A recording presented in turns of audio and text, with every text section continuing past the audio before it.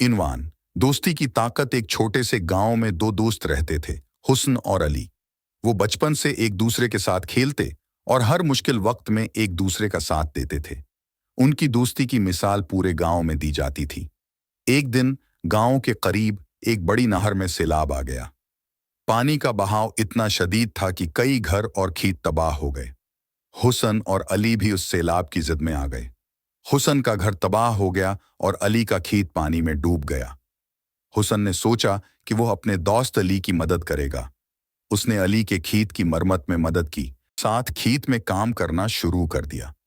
अली ने भी हुस्न के घर की दोबारा तामीर में अपना भरपूर हिस्सा डाला।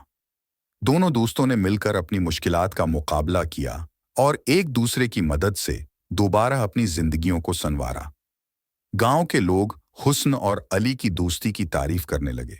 उन्होंने देखा कि जब भी कोई मुश्किल आती, हुस्न और अली एक दूसरे के साथ खड़े होते और मिलकर उसका मुकाबला करते।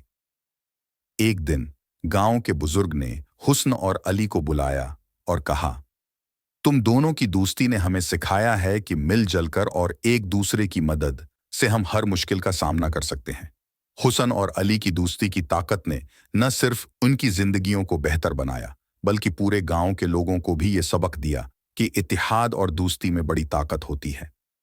ये कहानी हमें बताती है कि सच्चे दोस्त हमेशा एक दूसरे के साथ खड़े होते हैं और मिलकर हर मुश्किल का सामना करते हैं।